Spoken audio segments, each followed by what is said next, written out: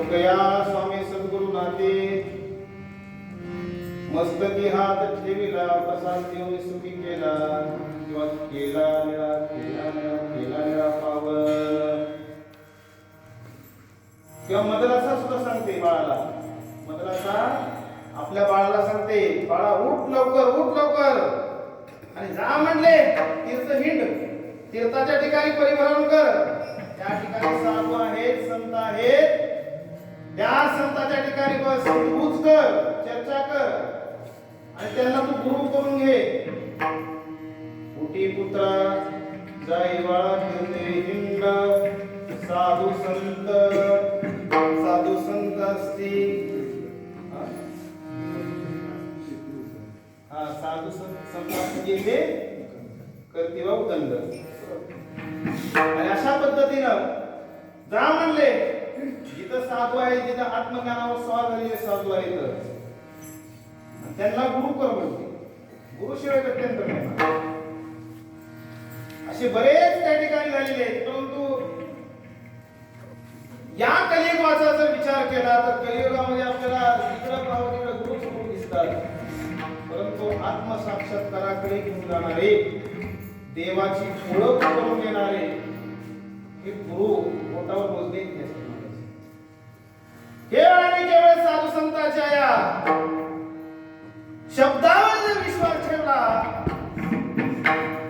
तर आपला मार्ग या ठिकाणी चुकणार नाही. कारण का त्यांनीच मार्ग आपल्याला दाखवलेला आहे. मार्ग दावणी गेले आधी,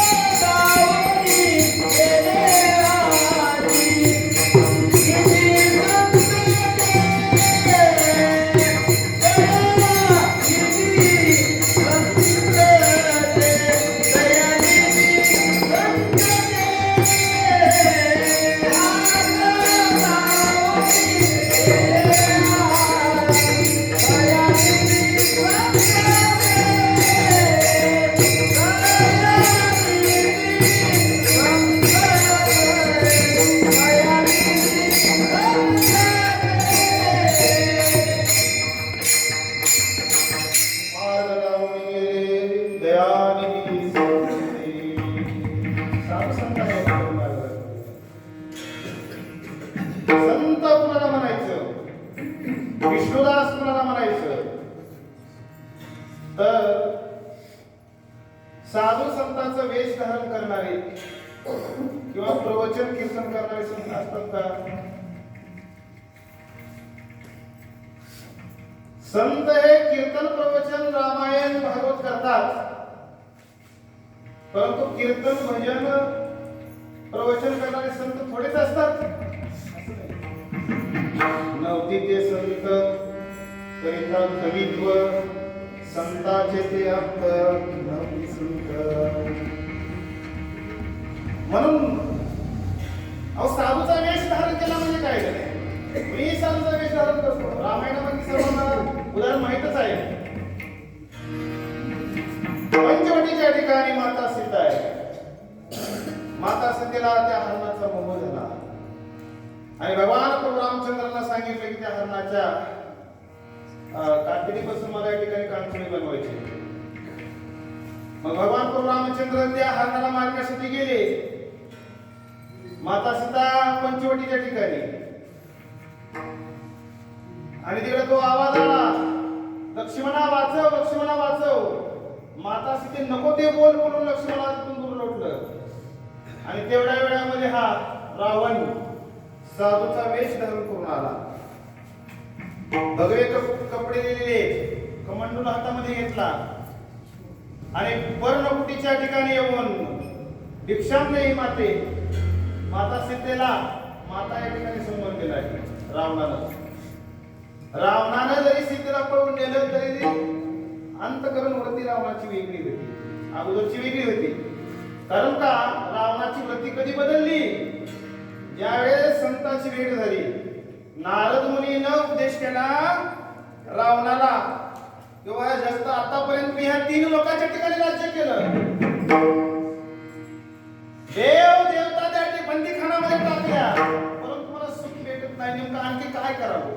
देवाशिवाय सुख भेटणार नाही. काही कितीही केलं तरी देवाशिवाय गत्यंतरच नाही महाराज.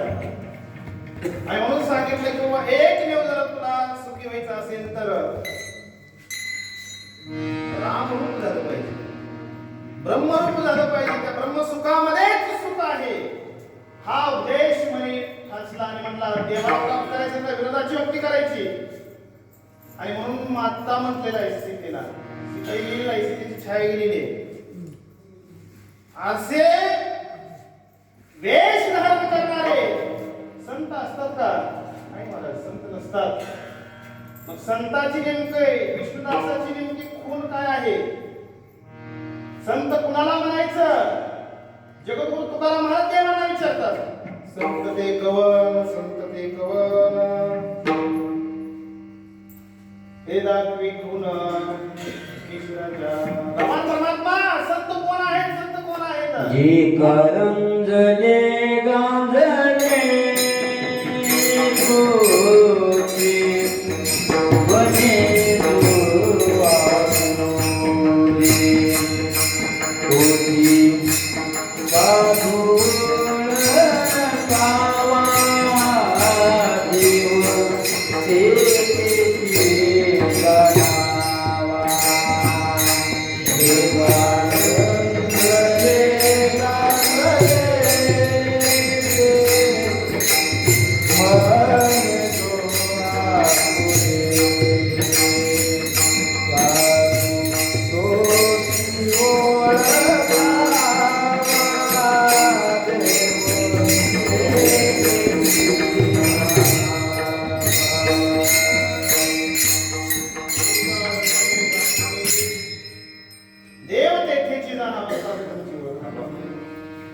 संत कुणाला म्हणायचं? जे गांजलेले आहेत, जे रंगलेले आहेत, त्यांना अभ्यास करणार आहे, त्यांना संत म्हणायचं. पण जगद्गुरु तुकोबार आहे, संत कोण आहेत? संत कसे असतात? अभंगाच्या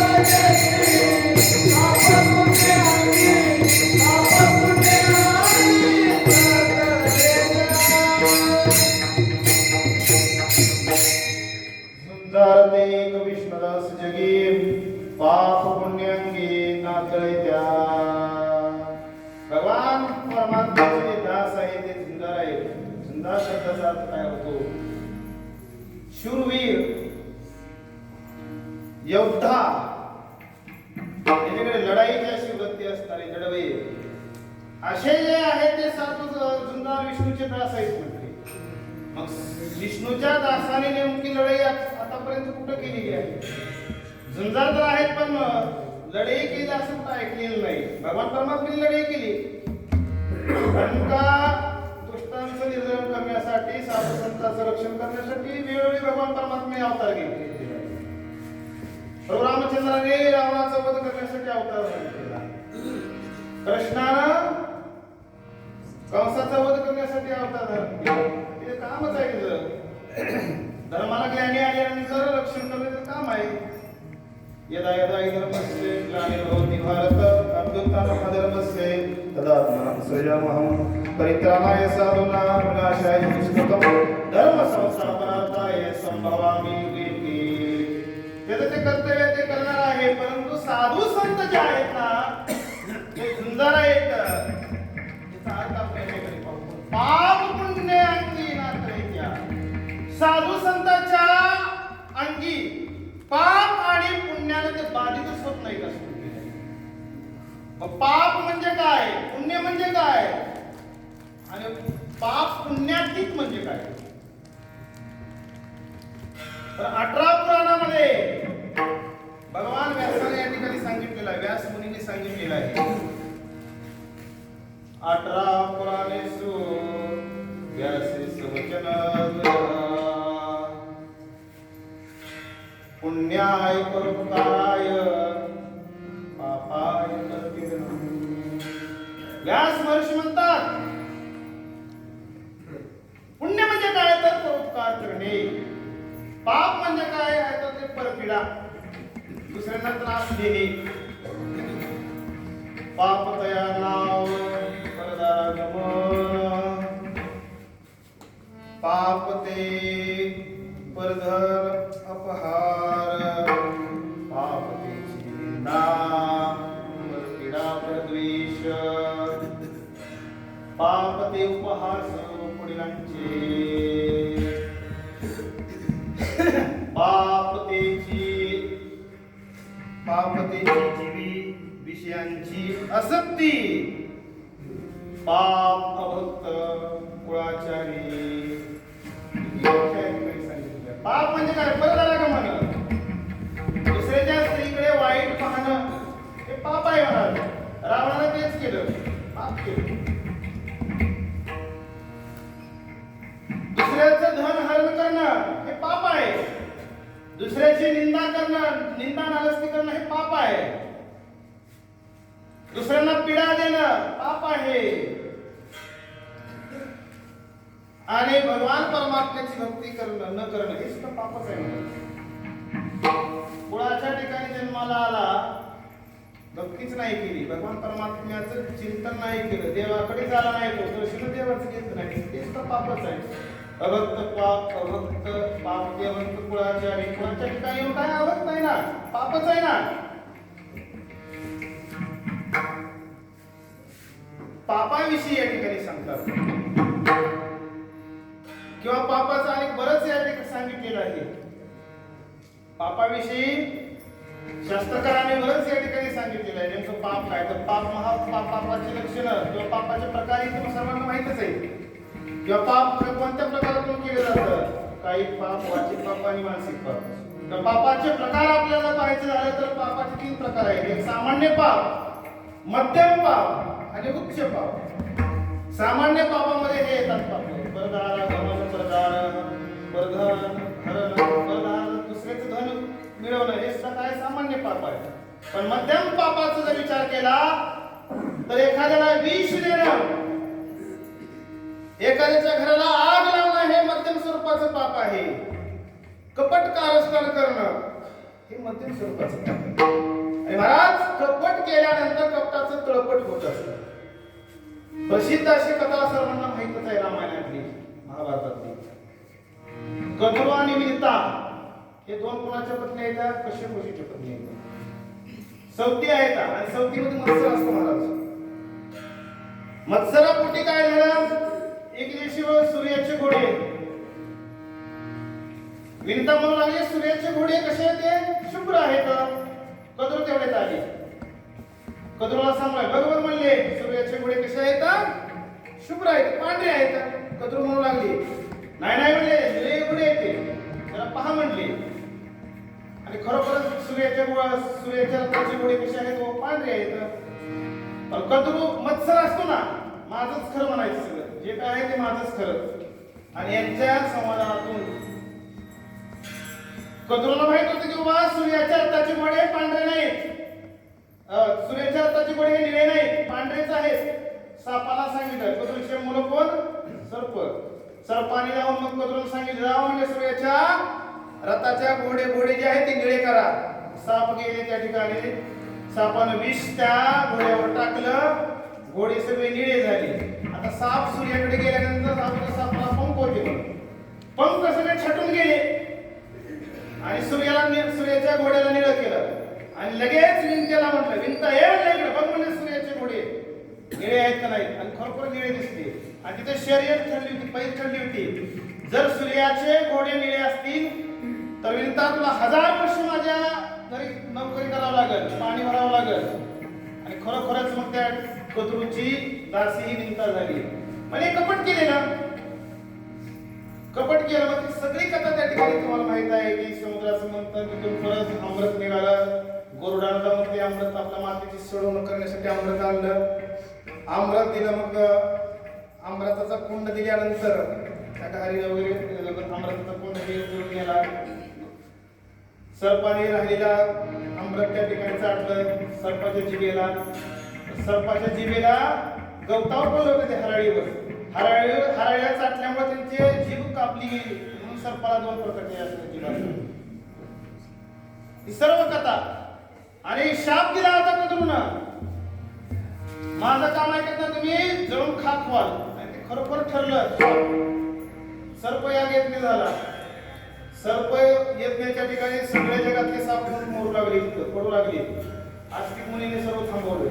म्हणजे बघा कपट केल्यानंतर कपटाचं किती तळपट होत असतं. म्हणून कपट सुद्धा कसं आहे पाप आहे. कपट सुद्धा काय आहे पाप आहे.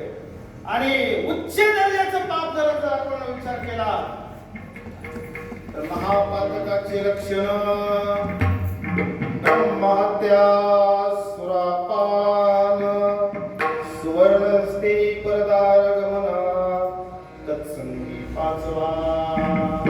ब्रह्महत्या सुरापान मद्यप्राशन करणं सुवर्णस्ते परदारागमन हे सगळे काय आहेत महाराज पाप आहेत.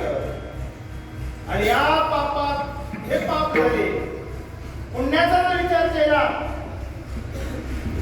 पाप अशा पद्धतीने पुण्याचा जर विचार आपण केला तर भगवद्गीतेमध्ये सुद्धा या ठिकाणी सांगितलेलं आहे वेदेषु यज्ञेषु तपस्सु दैवदानेषु यत्पुण्यफलं परिक्रमम्. पुण्याची प्राप्ती कशामुळे होते वेदाचं अध्ययन केल्यानंतर. वेदाचं अध्ययन केल्यानंतर पुण्य प्राप्ती होते. यज्ञ केल्यानंतर पुण्याची प्राप्ती होते. दान केल्यानंतर पुण्याची प्राप्ती होते.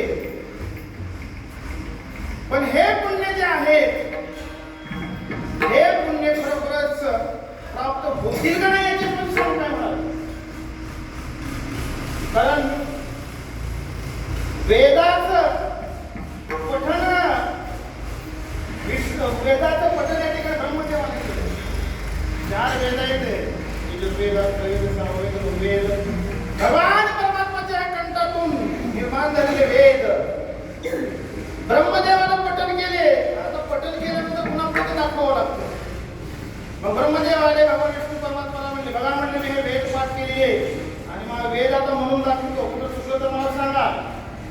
त्यावेळेस भगवान परमात्म्याने सांगितलं विष्णू परमात्म्याने सांगितलं मला काही वेळ नाही म्हणते. आता एक चिंचेचं झाड आहे. चिंचेच्या झाडाचं एक जर पान गळालं तर तुझ्या मंत्रामध्ये कुठं चूक झाली असं समज. ब्रह्मदेव त्या ठिकाणी वेद मंत्र म्हणू लागला. एक पान बोलू लागलं. पान गळत गळत सगळ्या झाडाची पानं गळाली. नव्हे तो संपूर्ण वृक्ष या ठिकाणी उन्मळून पडला. म्हणजे वेदाचा अध्ययन केलं तरी पुण्याची प्राप्ती होणार नाही महाराज. यज्ञ धर्मराजानं राजश्री नावाचा यज्ञ केला. मुंगूस त्या ठिकाणी निर्माण झाला. मुंगूस आला, अर्ध मुंगसाचा अर्ध सोन्याचं. त्यावेळेस भगवान कृष्ण परमात्म्याला धर्मराजाने म्हटलं हे असं कसं झालं. त्यावेळेस म्हटला तुझे 4 भावंड तू 4 दिशेला पाठवलेले युद्ध करण्यासाठी, देश जिंकण्यासाठी, आणि त्यांच्यातून आलेली संपत्ती राजस्व यज्ञामध्ये वापरलेली आहे. हे यथासांग यज्ञ होईल का, पुण्य भेटणार का? भेटणार नाही महाराज. नरक नावाचा राजा इतिहासामध्ये होऊन गेला. त्या राजानं अशा दररोज कोट्यावधी गायी काय करायचं, दान करायचं. एक दिवस एक ब्राह्मणाला गाय दान देऊन टाकली. दान दिल्यानंतर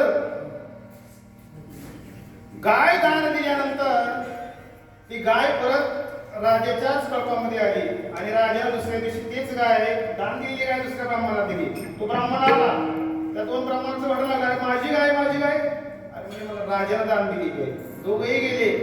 त्यावेळेस राजाच्या लक्षात आलं की बाबा आपण त्याला दान दिली, त्यालाही दिली. ती चूक झाली. बेडकाच्या जन्माला जावं लागलं महाराज. म्हणजे दान करण्यातून सुद्धा पुण्याची प्राप्ती होईल का हे सांगता येत नाही. मग असं शुद्ध जे पुण्य जे आहे ते काय असेल ते परमार्थ प्राप्तीचे पुण्य आहे महाराज. परमार्थ प्राप्तीचे पुण्य. आणि त्या पुण्याची प्राप्ती झाली किंवा मनुष्याला दुसरं काहीच नाही. तर मग पापात्मका पुण्यात्मका पापे स्वर्गात जायचे. पापात्मका पापे नरकात जायचे. आणि मला जे भक्त प्राप्त होणार आहेत ना ते शुद्ध पुण्य असं ज्ञानेश्वर महाराज ज्ञानेश्वरी सांगतात. म्हणजे एक देव जर असे असेल तर भगवान परमात्म्याला अनुरूप होणे म्हणजे काय, पाप पुण्य अंगी नातळे द्या. कसं काय नातळणार नाही. हे पुण्यही नको आम्हाला आणि पापही नको. आम्ही जर भगवान परमात्म्याची शरणागती पत्करली तर पाप पुण्य अंगी नातळे द्या. भगवान संतांच्या अंगी पाप पुण्य नातळे जावं. आपण काय जगद्गुरु तुकाराम महाराज होता. तुका म्हणे आम्ही झालो अग्निरूप लागून येतील पाप पुण्यांगा. मग अशी वृत्ती झाल्यानंतर मग पाप काय आणि पुण्य काय. पाप पुण्यांगी नातळे द्या. विठ्ठल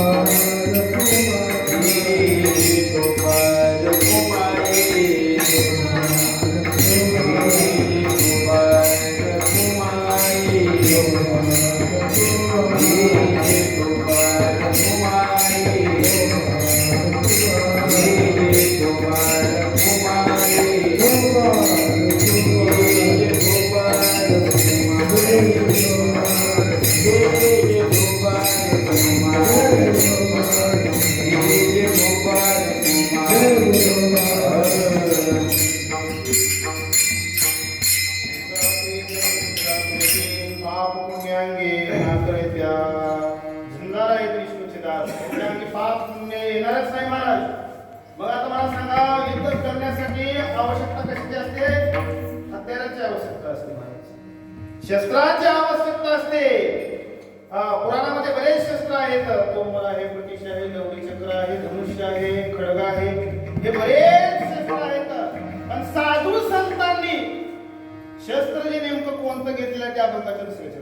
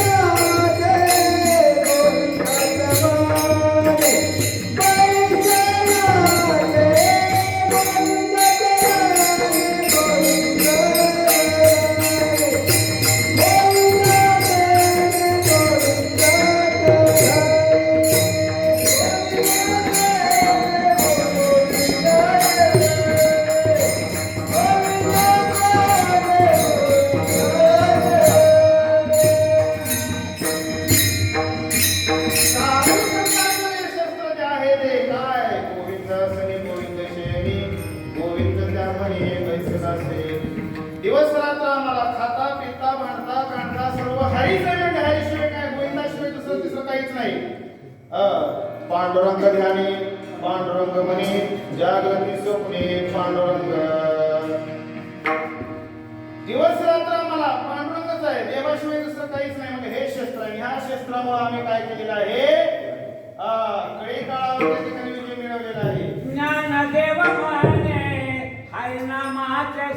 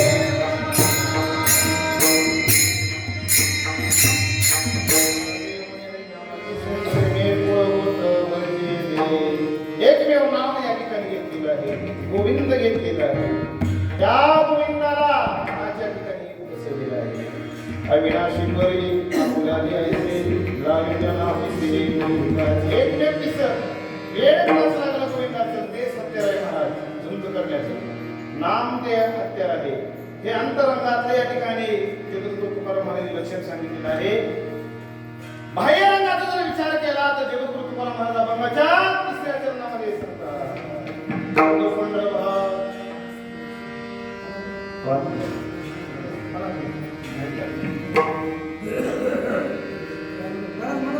Oh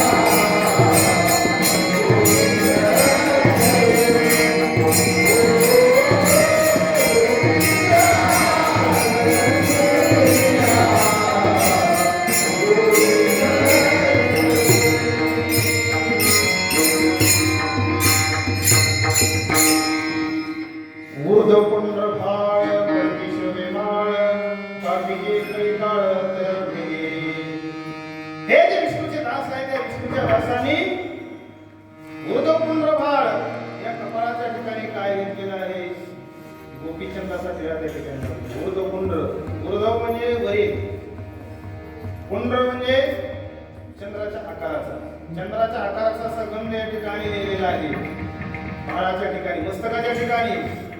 आणि असा जो गंध आहे, या गंधाला पाहून, बाह्य स्वरूपाला, बाह्य लक्षणाला पाहून काळ थरथरा कापतो असं जगद्गुरु तुकाराम महाराज म्हणतात. किती महत्व त्या ठिकाणी त्या गंधाचं असेल, त्याच्यावर बरेच त्या ठिकाणी विश्लेषण करता येईल, परंतु आपल्याला वेळेच्या वगैरे विश्लेषण करायचं नाही. म्हणून असे जे आभूषण जगद्गुरु तुकाराम महाराजांनी विष्णूच्या दासाच्या ठिकाणी पाहिलेले आहेत, त्यांचं अंतःकरणातील वृत्ती, त्यांचे बाह्य वृत्ती, हे असे जे विष्णुदास आहेत, खरोखर ते विष्णुदास कसे आहेत ते समजायला येतं. विष्णुदास कसे आहेत? विष्णू सारखे आहेत. विष्णुदास विष्णू सारखेच. म्हणून भगवान परमात्म्याचे जे असणारे आयुध आहेत, शंख, चक्र, गदा, हे जे आयुध आहेत ना, त्या आयुधाचंच आभूषण त्या ठिकाणी मस्तकाच्या ठिकाणी, शरीराच्या ठिकाणी परिधान केल्यामुळं कळी काळ त्या ठिकाणी त्यांना कापतो, कळी काळ त्यांना थरथरा कापतो, कळी काळ त्यांना भेटतो. असे जे विष्णुदास आहेत ते जडवे विष्णुदास आहेत. आता व्यावहारिक दृष्ट्या जर आपण विचार केला तर झुंजार म्हणजे मारामारी करणे, झुंज करणे, युद्ध करणे, परंतु तसं नाही. संत कसे असतात तर शरीराच्या ठिकाणचे जे विकार आहेत, शरीराच्या ठिकाणचे जे शत्रू आहेत, त्या शत्रू सोबत युद्ध केले आहे, त्यांच्यासोबत झुंज दिलेली आहे. आणि त्यांच्यासोबत झुंज दिल्यामुळं खरोखरच ते कळे काळावर विजय मिळवू शकले, कळे काळावर त्यांनी विजय मिळवू शकलेले आहेत. कारण का संतांची जी अवस्था जी असते, कोण्याही जीवाचा न घडावा भजनाचे, किंवा आता भगवान कृष्ण परमात्म्याला अर्जुनाला गीतेमध्ये विचारलेलं आहे, हे नेमकं पुरुष त्या ठिकाणी पाप नेमकं काय करतात. आता केलं प्रयत्न पुरुष नेमकं पापाचं आचरण का करतो.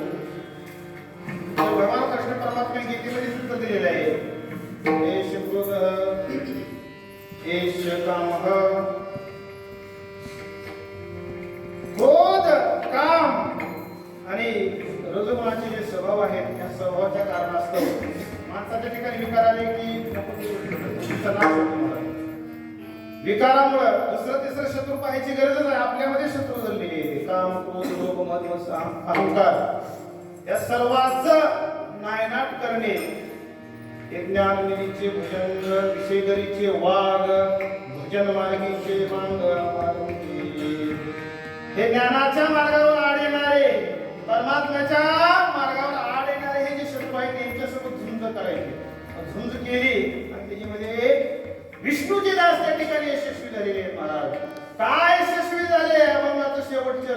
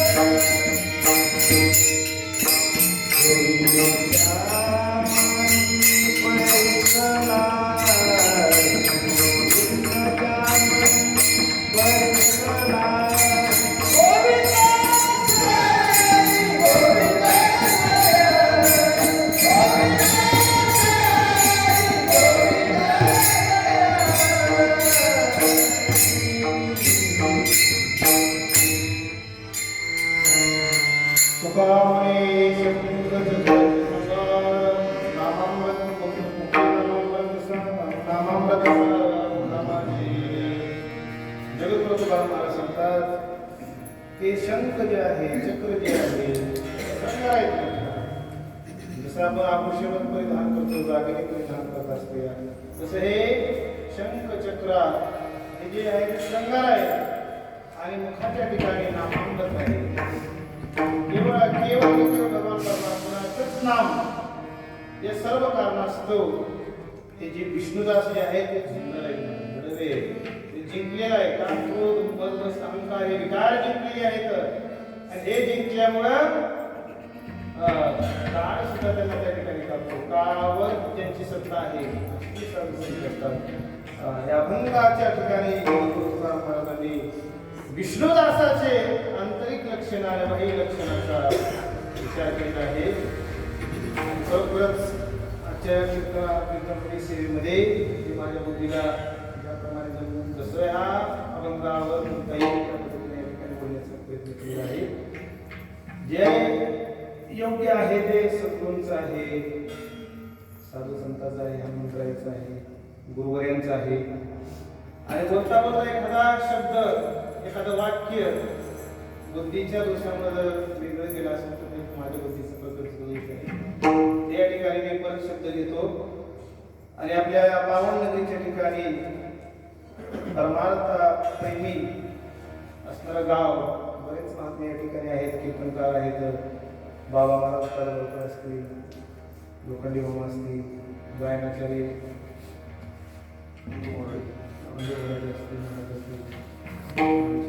मामा असतील, परत नाव काय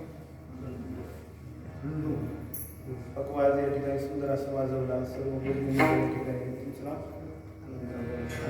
सर्वांची आता माझी सर्वांची ओळख नाही पण सर्वांचे सर्व जे आहेत श्रुतीवर्ग काळकरी माळकरी सर्व सर्वांच्या आज सृष्टीकला एकादशी निमित्ताने कीर्तन सेवा या ठिकाणी ज्ञानेश्वर